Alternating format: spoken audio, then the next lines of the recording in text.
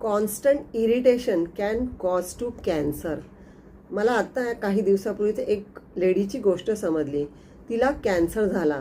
ती सर्वसाधारण फॅमिलीमधनंच आहे. घरामध्ये थोडीशी परिस्थिती साधारण आहे. पण ती नॉर्मल खात होती, घरातलंच खायची, बाहेरचं कधी खाणं माहिती नाही, आउटसाईड फूड माहिती नाही, जंक कधी खायचं माहिती नाही, किंवा कधीही काय अल्कोहोल घेतलं नाही, किंवा कसलाही काही शॉक नाही.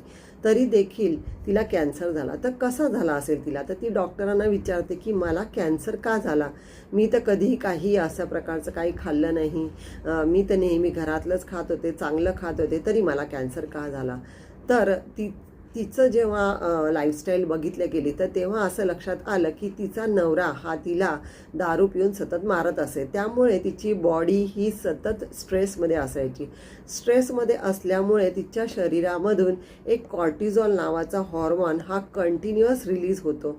तर कॉर्टिझॉल हा स्ट्रेस हॉर्मोन आहे आणि तो अनेक प्रकारे शरीराला डॅमेज करू शकतो.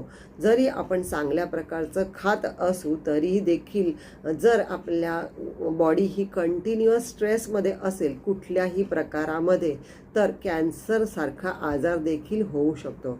तर त्यामुळे विचार करा, तुमचं मन कसं शांत आहे का तुम्ही स्ट्रेसमध्ये आहात?